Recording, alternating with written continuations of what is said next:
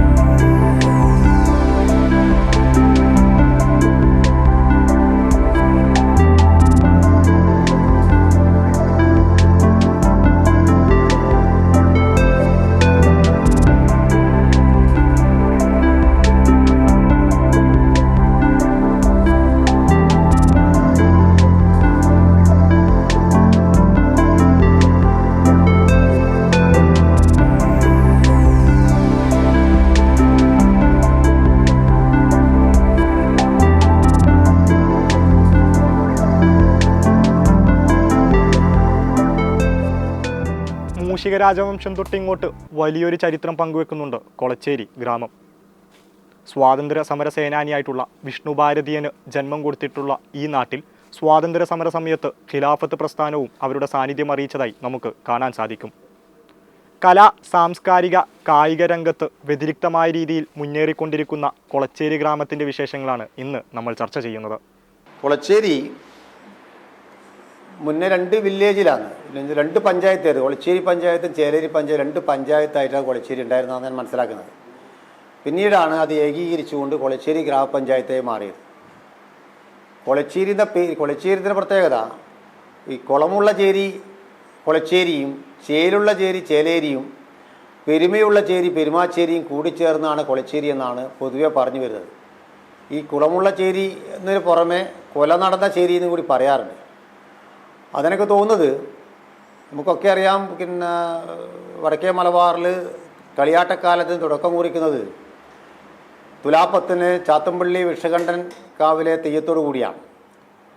ചാത്തമ്പള്ളി കണ്ഠൻ എന്ന് പറയുന്ന ഒരു തീയ യുവാവ് നാടുവാടിയുടെ അപ്രീതിക്കിരയായി കൊല ചെയ്യപ്പെടുകയും പിന്നീട് കണ്ഠനെ തെയ്യക്കോലമായി കെട്ടിയാടിക്കുകയും അങ്ങനെ കൊളച്ചേരിക്ക് മാത്രമായി ഒരു തെയ്യം ഉണ്ടായി. ചാത്തമ്പള്ളി വിഷകണ്ഠൻ എന്ന് പറഞ്ഞ തെയ്യം കൊളച്ചേരി മാത്രമാണ് കെട്ടിയാടിക്കുന്നത്.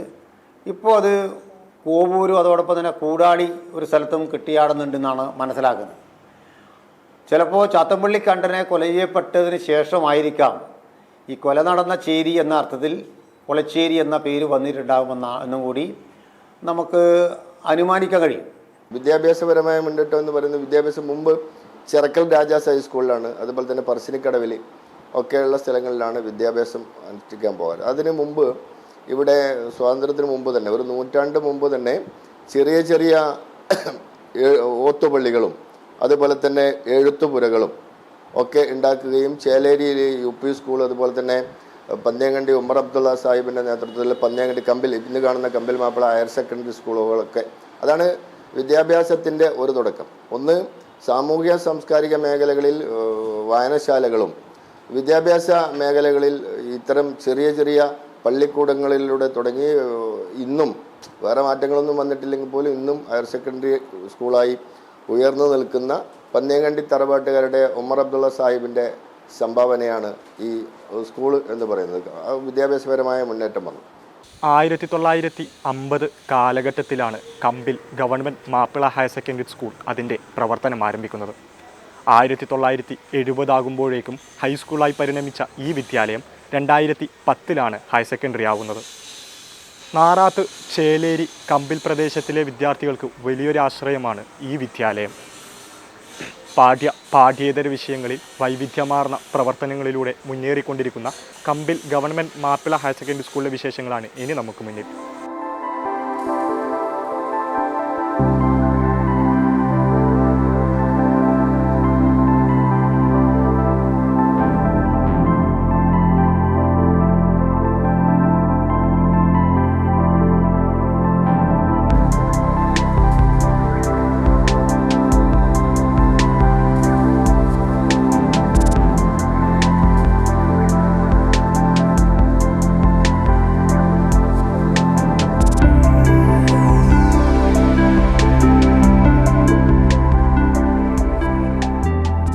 നമ്മുടെ വിദ്യാലയം ആരംഭിച്ചത് 1950 കാലഘട്ടത്തിലാണ്.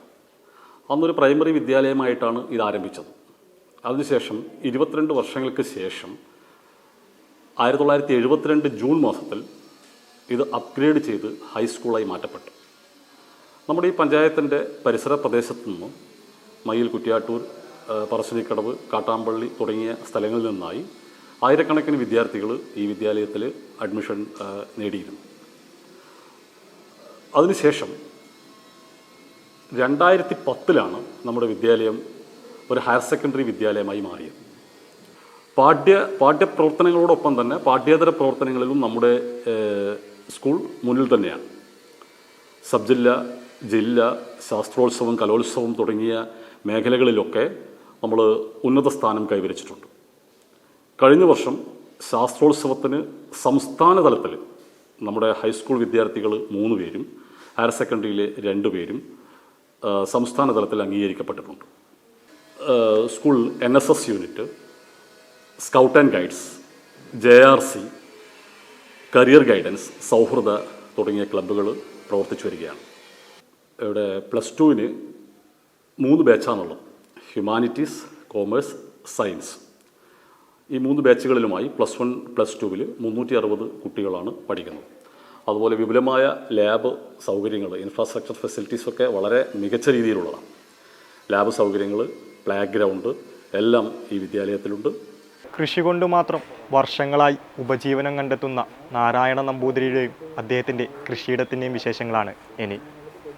കന്നുകാലികൾ, മാവ്, തെങ്ങ് തൊട്ട് അനവധി കൃഷി നമുക്കിവിടെ കാണാൻ സാധിക്കും. നാരായണ നമ്പൂതിരിയുടെയും അദ്ദേഹത്തിൻ്റെ കൃഷിയുടെയും വിശേഷങ്ങളാണ് ഇനി. 72 സാഹചര്യം അത്തരത്തിലായതുകൊണ്ട് കാർഷിക രംഗത്തേക്ക് ഇറങ്ങി. ആദ്യകാലത്ത് പൂർണ്ണമായും നാട്ടു സമ്പ്രദായത്തിൽ തന്നെയായിരുന്നു. കന്നുകാലികൾ വയലിലെ ഉഴുത്തിനും പിന്നെ സ്വന്തം ആവശ്യത്തിനുള്ള പാലും ഉൽപ്പാദനവും എല്ലാം മുന്നോട്ട് പോയി. പിന്നെ 74-75 കാലമാകുമ്പോഴേക്കും പാലുൽപാദനം വർദ്ധിപ്പിക്കണം എന്നുള്ളൊരു ആലോചന വന്നു. അങ്ങനെ പാലുൽപാദനം ചാണകത്തിൻ്റെ ആവശ്യത്തിനായിട്ട് ഇപ്പോൾ കന്നുകാലികളുടെ എണ്ണം വർദ്ധിപ്പിച്ചു. പിന്നെ തുടർന്ന് കൃഷിയായിട്ട് ബന്ധപ്പെട്ട എല്ലാ മേഖലയിലേക്കും ഔഷധ സസ്യകൃഷിയിൽ 83 മുതൽ രംഗത്തിറങ്ങി. 84 കാർഷിക യന്ത്രവൽക്കരണത്തിലേക്ക് വന്നു. പിന്നെ ഇതുവരെ തുടർച്ചയായിട്ട് കൃഷി നടത്തിക്കൊണ്ടിരിക്കുന്നുണ്ട്. മിക്കവാറും എല്ലാ കൃഷിയുമുണ്ട്. നെല്ല്, തെങ്ങ്, കുരുമുളക്, മാവ് തുടങ്ങിയ എല്ലാ കൃഷിയുമുണ്ട്. അതിന് പുറമെ കിഴങ്ങ് വർഗ്ഗങ്ങൾ കൃഷി ചെയ്യുന്നുണ്ട്. ചേന, ചേമ്പ് ഒക്കെ ഇതാണ് ചെയ്യുന്നത്. ഇന്ന് കാണുന്ന രീതിയിലുള്ള ഫാമിലേക്ക് വന്നത് 90-കൾ മുതലാണ്. പൂർണ്ണമായ രീതിയിൽ പശുവിൻ്റെ എണ്ണം വർദ്ധിപ്പിച്ചും കൊണ്ട് വലിയ അളവ് പാലളക്കാനും തുടങ്ങി.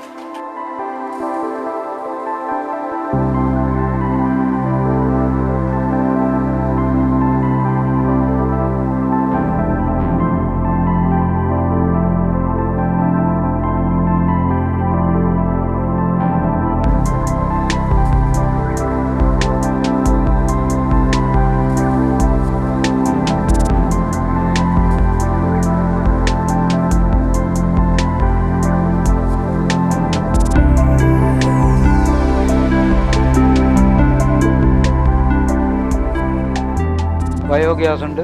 പിന്നെ ഇവിടെ തൊഴുത്തിനാവശ്യമായ ജനറേറ്ററുണ്ട്, കറണ്ട് പോയാൽ പ്രവർത്തിപ്പിക്കാൻ വേണ്ടി.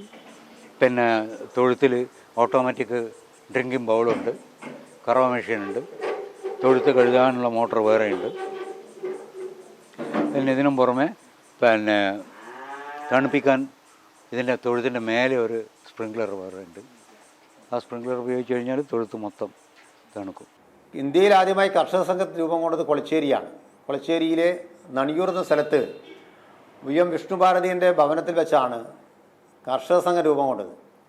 KA കേരളീയനും അതുപോലെ തന്നെ വിഷ്ണുഭാരതിയനടക്കമുള്ള അന്നത്തെ കർഷക സംഘ നേതാക്കൾ, അന്നത്തെ കോൺഗ്രസ് പ്രവർത്തകർ കൂടിച്ചേർന്നുകൊണ്ടാണ് കർഷക സംഘത്തിന് രൂപം നൽകിയത്. പിന്നീട് അങ്ങോട്ട് ജമ്മിത്തത്തിനെതിരെ നാടുവാഴ്ത്തത്തിനെതിരെ രൂക്ഷമായ പ്രക്ഷോഭം നടത്തിയ പോരാട്ടം നടത്തിയ ഒരു സ്ഥലവും കൂടിയാണ് കൊളച്ചേരി. അയിത്തം അതിൻ്റെ ഏറ്റവും ഉയർന്ന അവസ്ഥയിൽ നിലനിൽക്കുന്ന ഒരു കാലഘട്ടത്തിൽ ഒരു പിതാവ് ഒരു മകന് അറിവ് പകർന്നു കൊടുക്കാൻ നടത്തിയ സഞ്ചാരത്തിൽ നിന്ന് ആരംഭിക്കുകയാണ് കൊളച്ചേരി ചാത്തമ്പള്ളി വിശകണ്ഠം ക്ഷേത്രത്തിൻ്റെ ഐതിഹ്യം. ഇനി നമുക്ക് മുന്നിൽ കൊളച്ചേരി ചാത്തമ്പള്ളി വിശകണ്ഠം ക്ഷേത്രത്തിൻ്റെ വിശേഷങ്ങളാണ്.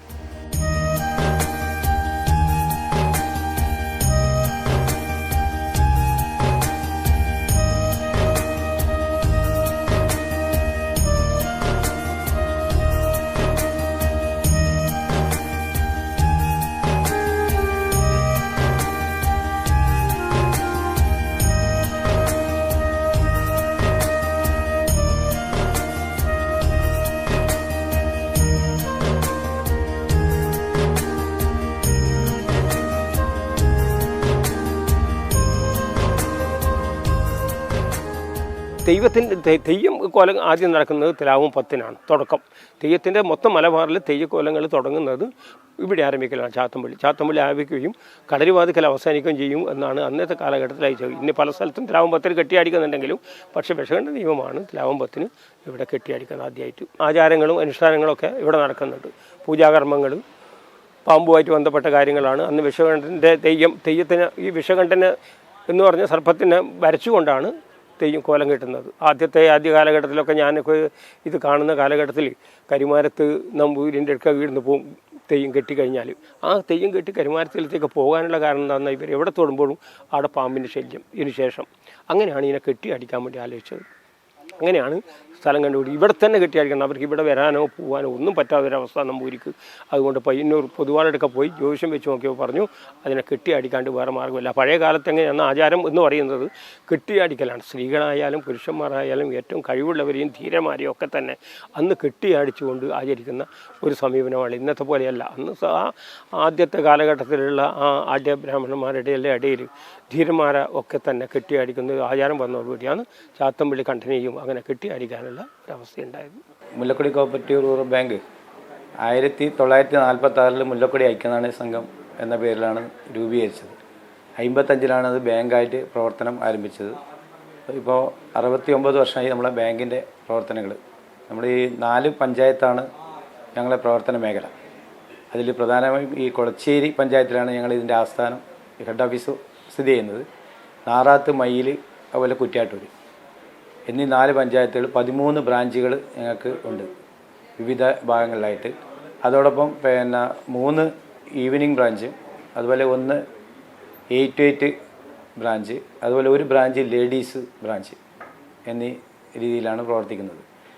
നമ്മളിപ്പോൾ 503 കോടി നിക്ഷേപവും 311 കോടി വായ്പയുമാണ് ഞങ്ങളുടെ ബാങ്കിൻ്റെ ഇപ്പോഴത്തെ സ്ഥിതി. ഈ താൽക്കാലിക ജീവനക്കാർ ഉൾപ്പെടെ 110 ജീവനക്കാർ ഞങ്ങളിവിടെ ജോലി ചെയ്യുന്നുണ്ട്. നമ്മൾ ഈ ബാങ്കിൻ ബിസിനസ്സിന് പുറമെ നമ്മൾ നേരത്തെ ഒരു 5 വർഷം മുന്നേ നമ്മൾ ആരോഗ്യ മേഖലയിൽ നീതി മെഡിക്കൽ ലാബും 2 മെഡിക്കൽ സ്റ്റോറുകൾ, ഒന്ന് കരിങ്കൽക്കുഴിയും കമ്പിലും പ്രവർത്തിച്ചു വരുന്നുണ്ട്. അതുപോലെ തന്നെ ഉച്ചവരെ ഡോക്ടർ കൺസൾട്ടിങ് ഉൾപ്പെടെ ഒരു മെഡിക്കൽ സെൻറ്റർ നമ്മൾ തുറന്നിട്ടുണ്ട്. അതിൻ്റെ വിപുലീകരണം നമ്മളിപ്പം നടത്തിക്കൊണ്ടിരിക്കുകയാണ്. എല്ലാവിധ അനലൈസറും രോഗം കണ്ടെത്താനുള്ള എല്ലാ നൂതന സംവിധാനങ്ങളും നമ്മൾ ഏർപ്പെടുത്തി കഴിഞ്ഞിട്ടുണ്ട്.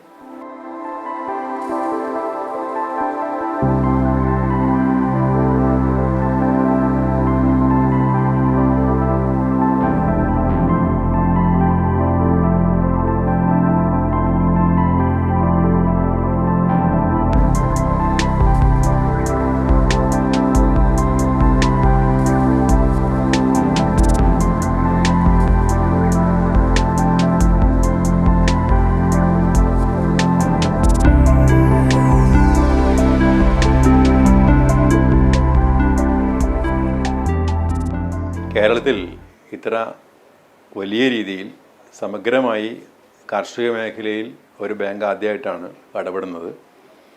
അത് അതിൻ്റെ പുതിയ ഒരു ഭരണസമിതി അധികാരത്തിൽ വന്നതിന് ശേഷം എടുത്ത ധീരമായ ഒരു കാൽവെപ്പാണ്. സ്വാഭാവികമായി കേരളത്തിൽ കാർഷിക മേഖലക്കകത്ത് സഹകരണ ബാങ്കുകൾ ഇത്ര വലിയ രീതിയിൽ, നമ്മൾ ബാങ്കാണെങ്കിൽ ഒരു 250 ഏക്കറിൽ അധികം തരിശായി കിടക്കുന്ന ഭൂമി ഏറ്റെടുക്കുകയും അത് ഗ്രൂപ്പുകളാക്കി തിരിച്ച് ശാസ്ത്രീയമായ രീതിയിൽ കൃഷി ചെയ്യുകയും അങ്ങനെ കൃഷി ചെയ്തതിൻ്റെയൊക്കെ അടിസ്ഥാനത്തിൽ നമുക്ക് അഭൂതപൂർവമായ ഒരു വിളവാണ് ലഭിച്ചത്. തീർച്ചയായും മറ്റൊരു സഹകരണ മേഖലയും കൈവക്കാത്ത ഒരു മേഖലയിലേക്ക് മുല്ലക്കൊടി കോഓപ്പറേറ്റീവ് റൂറൽ ബാങ്ക് അതിൻ്റെ ഒത്തൊരുമയോടുകൂടി ബാങ്ക് ജീവനക്കാരും ഭരണസമിതിയും ഒക്കെ ഒരേ മനസ്സോടുകൂടി അത് ഏറ്റെടുക്കുകയും അത് അവസാനം നമുക്ക് കുറേ പ്രതിബന്ധങ്ങൾ ഒക്കെ ഉണ്ടെങ്കിലും അത് നമുക്ക് വലിയ രീതിയിലുള്ള ഒരു വിളവ് ഉണ്ടാക്കാൻ വേണ്ടി സാധിച്ചു. അങ്ങനെ ഉണ്ടാക്കിയതിന് ശേഷം നമ്മൾ സ്വന്തമായി കൃഷി ചെയ്യുകയും സംസ്കരിക്കുകയും അത് വിതരണത്തിന് വേണ്ടി തയ്യാറാവുകയും ചെയ്തിട്ടുണ്ടായിരുന്നു. നമ്മൾ ഊർവരം ബ്രാൻഡ് എന്ന പേരിൽ നമ്മൾ അത് വിതരണം ചെയ്യാൻ വേണ്ടിയിട്ടുള്ള ഒരു തയ്യാറെടുപ്പ് കൂടി നടത്തിയിട്ടുണ്ട്. തീർച്ചയായും ഇതൊരു പുതിയ കാൽവെപ്പാണ്. ചേലേരി നെല്ലെടുപ്പ് സമരം അനന്തൻ നമ്പ്യാർ എന്ന് പറയുന്ന ജമ്മിയുടെ വീട്ടിൽക്കാരി കമ്മ്യൂണിസ്റ്റുകാർ നെല്ലെടുക്കുകയും പാവപ്പെട്ട ആളുകൾക്ക് വിതരണം ചെയ്തൊരു പ്രദേശമാണ് കൊളച്ചേരി പഞ്ചായത്തിൽപ്പെടുന്ന ചേലേരി. അതോടൊപ്പം തന്നെ ഈ കമ്പിൽ ബസാറിൽ സഞ്ചാര സ്വാതന്ത്ര്യത്തിന് വേണ്ടി സമരം നടന്നൊരു പ്രദേശമാണ്. കമ്പിൽ ബസാറിൽ കൂടി കോൺഗ്രസ്സുകാരല്ലാത്തവർക്ക് നടക്കാൻ സാധിക്കാത്ത എന്ന ഒരു കാലഘട്ടമുണ്ടായിരുന്നു. ആ സമയത്താണ് ചടയൻ്റെയും ഇ പി കൃഷ്ണതമ്പിയുടെ നേതൃത്വത്തിൽ കമ്പിൽ ബസാറിൽ കൂടി പ്രകടനം നടത്താൻ തീരുമാനിക്കുകയും ആ പ്രകടനത്തിന് നേരെ കോൺഗ്രസിൻ്റെ ആളുകൾ ആക്രമണം നടത്തുകയും വി പിയുടെ തലയിൽ ആസിഡ് ഒഴിച്ചുകൊണ്ട് ആ സമരത്തെ അടിച്ചമർത്തുകയും ചെയ്തു. എന്നാൽ കമ്പിൽ നിന്ന് ആകെ മാറി. എല്ലാവർക്കും യഥേഷ്ടം സഞ്ചരിക്കാനും എല്ലാ രാഷ്ട്രീയ പാർട്ടികൾക്കും പ്രവർത്തിക്കാനുമുള്ള ഒരു പ്രവർത്തന സ്വാതന്ത്ര്യം കമ്പിൽ നേടിയെടുക്കാൻ വേണ്ടി കഴിഞ്ഞത് അന്ന് നടന്ന രൂക്ഷമായ പോരാട്ടത്തിൻ്റെ ഫലമായിട്ടാണ്. വളരെ സജീവമായ സാമൂഹ്യ സാംസ്കാരിക ഗ്രന്ഥശാല പ്രവർത്തനങ്ങൾ നടക്കുന്ന ഒരു ഗ്രാമമാണ് കൊളച്ചേരി. വളരെ കാലങ്ങൾക്ക് മുമ്പേ തന്നെ ഇവിടെ നിശാപാഠശാലകൾ എന്ന രീതിയിൽ സ്വാതന്ത്ര്യ സമരകാലത്ത് സ്വാതന്ത്ര്യ സമര സേനാനി വിഷ്ണു ഭാരതിൻ്റെയും ഒക്കെ നേതൃത്വത്തിൽ നടന്നു വന്നിരുന്നു. ആ നിശാപാഠശാലകളുടെ തുടർച്ച എന്ന നിലയിൽ നണിയൂരിൽ വിദ്യാഭിവർദ്ധിനി വായനശാല എന്ന പേരിൽ രൂപം കൊണ്ട വായനശാലയാണ് ഈ പ്രദേശത്തെ ആദ്യത്തെ വായനശാല.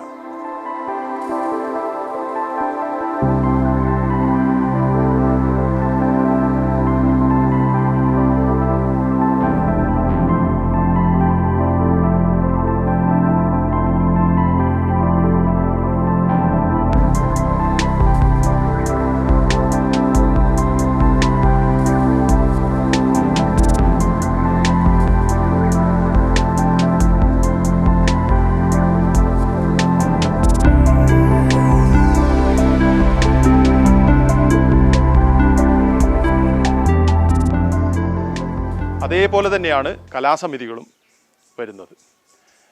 വളരെ സജീവമായി പ്രവർത്തിക്കുന്ന ഒട്ടേറെ കലാസമിതികൾ ഇവിടെ ഉണ്ടായിരുന്നു. എന്നാൽ കാലത്തിൻ്റെ പോക്കിൽ ചിലതൊക്കെ നിർജീവമായെങ്കിലും ഇന്നും സജീവമായി പ്രവർത്തിക്കുന്ന കലാസമിതികൾ നാടകരംഗത്ത് അതുപോലെ മറ്റ് സാമൂഹ്യ പ്രവർത്തനങ്ങളിൽ ഒക്കെ ഇടപെട്ടുകൊണ്ടിരിക്കുന്ന, കായിക മേഖലയൊക്കെ ഇടപെട്ടുകൊണ്ടിരിക്കുന്ന, ജില്ലയിൽ തന്നെ അറിയപ്പെടുന്ന കലാസമിതികൾ ഇവിടെ ഉണ്ട്. അതിലൊന്ന് കരിങ്കൽക്കുഴി KS&AC എന്ന സമിതിയാണ്. 1975 മുതൽ ഇവിടെ പ്രവർത്തിക്കുന്നു. ഇന്നും സജീവമായി പ്രവർത്തനങ്ങൾ, നാടകാവതരണം, അതുപോലെ തന്നെ കലാ പരിശീലനത്തിന് വേണ്ടി ദർപ്പണ സ്കൂൾ ഓഫ് ആർട്സ്, കരിങ്കൽക്കുഴി വനിതാവേദി എന്നീ നിലയിലെല്ലാം പ്രവർത്തിച്ചു വരുന്നുണ്ട്. കരിങ്കൽക്കുഴി തന്നെയുള്ള ഭാവന ആർട്സ് ആൻഡ് സ്പോർട്സ് സെൻറ്റർ വളരെ ശ്രദ്ധേയമായി, പ്രത്യേകിച്ചും കമ്പവലി മത്സരങ്ങളിൽ ജില്ലാതലങ്ങളിൽ ഒക്കെ പങ്കെടുത്ത് സമ്മാനങ്ങളൊക്കെ നേടുന്ന കലാസമിതിയാണ്. മറ്റ് സാംസ്കാരിക പ്രവർത്തനങ്ങളും അതിൻ്റെ കീഴിൽ നടന്നു വരുന്നുണ്ട്. അതുപോലെ കമ്പിൽ സംഘമിത്ര വളരെ സജീവമായി പ്രവർത്തിക്കുന്ന ഒരു കലാസമിതിയാണ്. പാലിയേറ്റീവ് രംഗത്ത് പഞ്ചായത്ത് നല്ല രീതിയിൽ വളണ്ടിയേഴ്സിനൊക്കെ ട്രെയിനിങ് ഒക്കെ കൊടുത്ത് പാലിയേറ്റീവ് രംഗത്തും പ്രവർത്തിക്കുന്നുണ്ട്. പാലിയേറ്റീവ് രംഗത്ത് ഇപ്പോൾ എടുത്തു പറയേണ്ട ഒരു സ്ഥാപനം കൊളച്ചേരിയിലെ പള്ളിപ്പറമ്പിൽ സ്ഥിതി ചെയ്യുന്ന ഹോസ്പീസാണ്, PTH എന്നാണ്. അത് പൂക്കോയത്തങ്ങൾ ഹോസ്പീസ്. പൂക്കോയത്തങ്ങൾ ഹോസ്പീസിൻ്റെ ഒരു ഏറ്റവും വലിയ പ്രധാനപ്പെട്ട ഒരു മുദ്രാവാക്യം, കേരളത്തിലെ ഒരു 24 ശൃംഖലകളുണ്ട്, 24ഓളം സെൻറ്ററുകളുണ്ട്.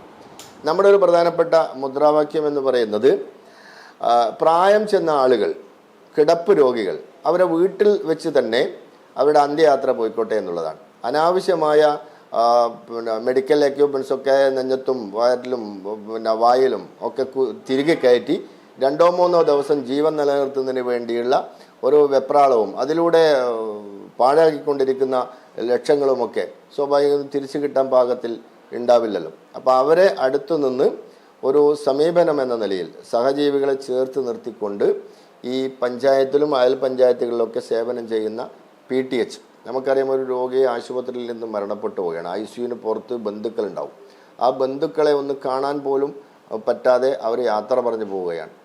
അങ്ങനെ ഒരു ദയനീയമായ ഒരവസ്ഥ കിടപ്പ് രോഗികൾക്ക് ഉണ്ടാവാൻ പാടില്ല എന്നുള്ളതിൻ്റെ താല്പര്യത്തിന് പുറത്താണ് പൂക്കോയത്തങ്ങൾ ഹോസ്പീസ് എന്ന് പറയുന്ന ഒരു പാലിയേറ്റീവ് സംവിധാനം നമ്മുടെ കൊളച്ചേരി പഞ്ചായത്തിൽ വളരെ നന്നായി പ്രവർത്തിക്കുന്നുണ്ട്. ഒരു വീട്ടിൻ്റെ അകത്ത് ഒരു കിടപ്പ് രോഗിക്ക് ഒരു ICU ഫെസിലിറ്റി പ്രൊവൈഡ് ചെയ്യാൻ പാകത്തിലുള്ള മെഡിക്കൽ എക്യുപ്മെൻസും ഞങ്ങൾക്കുണ്ട്. ട്രെയിനിങ്ങുള്ള വളണ്ടിയേഴ്സ് ഉണ്ട്, അതുപോലെ തന്നെ മെഡിക്കൽ സ്റ്റാഫ് എല്ലാം തികച്ചും സൗജന്യമായി ചെയ്യുന്ന ഏറ്റവും ആരോഗ്യ മേഖലയിൽ ഏറ്റവും ശ്രദ്ധേയമായ ഒരു സ്ഥാപനമാണ് പള്ളിപ്പറമ്പിൽ സ്ഥിതി ചെയ്യുന്ന പൂക്കോയത്തങ്ങൾ ഹോസ്പീസ്.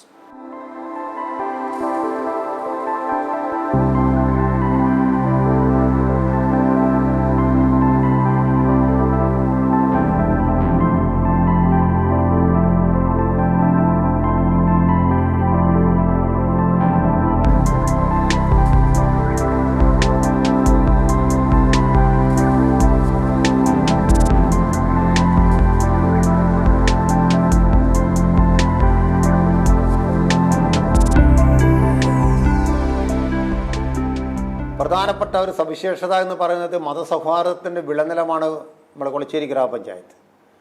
മഹാഭൂരിപക്ഷം വരുന്ന മുസ്ലിം ജനസാമാന്യമാണ് ഇവിടെ അധിവസിക്കുന്നത്. കമ്പിൽ, അതോടൊപ്പം തന്നെ പന്നിയങ്കണ്ടി, പാമ്പരുത്തി, പള്ളിപ്പറമ്പ്, കാരിയാപ്പ് തുടങ്ങി പ്രദേശങ്ങളിലെല്ലാം മഹാഭൂരിപക്ഷം വരുന്ന മുസ്ലിം ജനങ്ങളാണ് താമസിക്കുന്നത്. എന്നാൽ മുസ്ലിം ജനങ്ങളെ കൂടുതൽ താമസിക്കുന്ന ഈ പ്രദേശത്ത് കൊളച്ചേരിയിൽ മതസൗഹാർദ്ദത്തിൻ്റെ വിളനിലമാണെന്ന് നമുക്ക് ഒരു സങ്കോചമില്ലാതെ പറയാൻ വേണ്ടി കഴിയും. അത് ഏറ്റവും നല്ല ഉദാഹരണം എന്ന് പറയുന്നത് നമ്മുടെ പാമ്പരുത്തിയാണ്. കൊളച്ചേരി പഞ്ചായത്തിൽപ്പെടുന്ന ഒരു ദ്വീപാണ് പാമ്പരുത്തി. 4 ഭാഗത്തും വെള്ളത്താൽ ചുറ്റപ്പെട്ട് കിടക്കുന്ന പാമ്പരുത്തിയിൽ ചെറുക്കൻ രാജവംശ കാലത്ത് രാജാവ് പതിച്ചു കൊടുത്ത സ്ഥലത്താണ് ഇന്ന് കാണുന്ന അവിടുത്തെ പള്ളി സ്ഥിതി ചെയ്യുന്നത്, പഴയ പള്ളി സ്ഥിതി ചെയ്യുന്നത്. അവിടെ നിന്ന് ഏകദേശം 200 മീറ്ററോ മാറിക്കൊണ്ട് ഒരു ചീറമ്പക്കാവ് കാണാൻ വേണ്ടി കഴിയും. 290ഓളം വരുന്ന വീടുകളുള്ള ഒരു പ്രദേശത്ത് 1500ഓളം വരുന്ന അല്ലെങ്കിൽ അതിലധികം വരുന്ന ജനങ്ങൾ താമസിക്കുന്ന പ്രദേശത്ത് കേവലമായ 10 വീടുകളാണ് ഹിന്ദു മതത്തിൽപ്പെട്ടവർ, അതും പട്ടികജാതി കുടുംബത്തിൽപ്പെട്ടവർ താമസിക്കുന്നത്. അവിടെയാണ് ഒരു ചീറമ്പക്കാവ് സ്ഥിതി ചെയ്യുന്നത് കാണാൻ വേണ്ടി നമുക്ക് കഴിയും.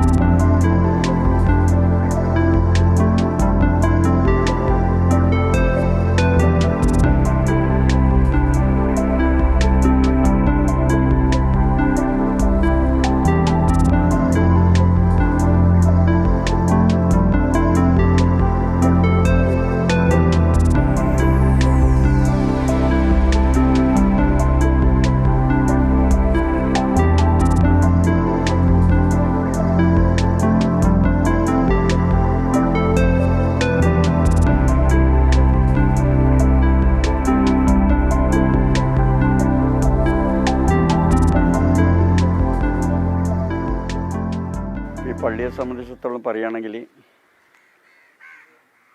നൂറ്റാണ്ട് കാലം മുമ്പേ ഈ പള്ളി ഇവിടെ സ്ഥാപിച്ചിട്ടുണ്ട്. അതൊരു അന്നേരം ചെറിയൊരു പള്ളിയായിരുന്നു സ്ഥാപിച്ചത്. അതിനുശേഷം രണ്ടാമത് പുതുക്കിപ്പണിതു, അതിനുശേഷം പുതുക്കിപ്പണിതു. പക്ഷേ ഇപ്പം ലാസ്റ്റ് പുതുക്കിപ്പണിതത് 2013 പണി പൂർത്തിയായത്. പക്ഷെ ആദ്യത്തെ ഫസ്റ്റിലത്തെ പള്ളിയിൽ നിന്നും മാറി രണ്ടാമത്തെ പള്ളി എടുക്കുന്ന ശരിക്കുള്ളൊരു പള്ളിയുടെ കോലത്തിൽ തന്നെയാണ് പള്ളി പുനഃസ്ഥാപിച്ചത്. ആ പള്ളിയുടെ തനിമ നിലനിർത്തിക്കൊണ്ട് തന്നെയാണ് ഇന്നിപ്പോൾ ഈ 13 പണി പൂർത്തിയായ പള്ളിയുടെ പണി തീർത്തത്. ഇതിൻ്റെ ചരിത്രം പറയുകയാണെങ്കിൽ മുൻകാലങ്ങളിൽ അറക്കൽ ഭരിക്കുന്ന ആൾക്കാരും അതുപോലെ തന്നെ ചിറക്കൽ ഭരിക്കുന്ന ആൾക്കാരും അന്ന് ഈ പള്ളിയുടെ വഴിയോരത്തെ കൂടിയിട്ട് അവരുടെ ഒരു വിനോദസഞ്ചാരത്തിൽ ഇതുവഴി ഇങ്ങനെ പോകുമ്പോൾ ഇവിടെ നിന്നിങ്ങനെ ഒരു ശബ്ദം കേട്ടു. ആ ശബ്ദത്തിൻ്റെ ഫലമായി അന്നിവിടെ ജനവാസമില്ല, ചരിത്രം പറയുന്നതാണ്, അന്നിവിടെ ജനവാസമില്ല. ആ ശബ്ദത്തിൻ്റെ ഫലമായി അവരുടെ എന്തോ ഒരു കാഴ്ചപ്പാടിൽ, ഈ രണ്ട് ഭാഗക്കാരുടെയും കാഴ്ചപ്പാടിൽ, വിനോദസഞ്ചാരം നടക്കുന്ന കാഴ്ചപ്പാടിൽ ഇവിടെ ഇങ്ങനൊരു എന്തോ ഒരു പുതുമയുണ്ടെന്നും ആ പുതുമയിൽ കൂടി അവർ രണ്ടുപേരും കൂടിയിട്ട് രണ്ട് അറക്കൽ രാജാക്കന്മാരുടെയും ചിറക്കൽ രാജാക്കന്മാരുടെയും, അവരാണല്ലോ അന്ന് നാട് ഭരിക്കുന്നത്, അവരുടെ ആ മധ്യസ്ഥ സംസാരത്തിൽ, അവരുടെ രണ്ടുപേരുടെയും സംസാരത്തിൽ ഇവിടെ ഒരു അമ്പലവും ഇവിടെ ഒരു പള്ളിയും നിർമ്മിക്കുക എന്നുള്ള ഒരു തീരുമാനത്തിലേക്ക് എത്തി ലാസ്റ്റ്. അങ്ങനെയായിരുന്നു അമ്പലം അപ്പുറത്തും പള്ളി ഇവിടെയായിട്ട് നിലവിൽ വന്നത്. അതുപോലെ തന്നെ ടൂറിസം മേഖലയിൽ മികച്ച സംഭാവന ചെയ്യാൻ സാധിക്കുന്ന ഒരു പഞ്ചായത്താണ് കൊളച്ചേരി. പക്ഷെ അതിനനുസരിച്ചുള്ള പ്രവർത്തനം സംഘടിപ്പിച്ചിട്ടുണ്ട് എന്ന് പറയാൻ വേണ്ടി കഴിയില്ല. ഭാവനാപൂർണമായ ഒരു മാസ്റ്റർ പ്ലാൻ തയ്യാറാക്കി അത് നടപ്പിലാക്കാൻ അതിൻ്റെ തയ്യാറെടുപ്പ് നടക്കുന്നുണ്ടെങ്കിൽ പോലും അത് പൂർണ്ണത എത്തിക്കാൻ വേണ്ടി എന്തുകൊണ്ടോ നമുക്ക് സാധിച്ചിട്ടില്ല എന്നുള്ളതാണ്. പറശ്ശിനി പറശ്ശിനിയുടെ ഇക്കരെ കിലോമീറ്ററോളം നീണ്ടു നിൽക്കുന്ന പുഴയോരം സ്ഥിതി ചെയ്യുന്ന പ്രദേശമാണ് കൊളച്ചേരി. അതോടൊപ്പം തന്നെ മുണ്ടേരി പുഴയുടെ ഒരു ഭാഗം നമുക്കറിയാം, മുണ്ടേരി പക്ഷി സങ്കേതമാണ്. അതിൻ്റെ ഒരു ഭാഗം സ്ഥിതി ചെയ്യുന്നത് കൊളച്ചേരിയിലാണ്. ചരിത്രപ്രസിദ്ധമായ പാടിക്കുന്ന് നമുക്കൊക്കെ അറിയാം. 1950 പാടിക്കുന്നിൻ്റെ നെറുകയിൽ 3 കമ്മ്യൂണിസ്റ്റ് പോരാളികളെ ജയിലിൽ നിന്ന് ഇറക്കിക്കൊണ്ടുവന്ന് വെടിവെച്ച് കൊന്ന ചരിത്രം നമുക്കൊക്കെ അറിയാം. ആ പാടിക്കുന്നിൻ്റെ നെറുകയിൽ തൊട്ട് താഴെ പാടി തീർത്ഥ സ്ഥിതി ചെയ്യുന്നുണ്ട്. കൊളച്ചേരി വയലിനെ കൃഷിയോഗ്യമാക്കുന്നത് 3 വിള എടുക്കാൻ പറ്റുന്ന രീതിയിൽ കൃഷിയോഗ്യമാക്കുന്നത് കൊളച്ചേരി പാടി തീർത്ഥത്തിൽ നിന്ന് ഒഴുകി വരുന്ന വെള്ളം ഉപയോഗിച്ചാണ്.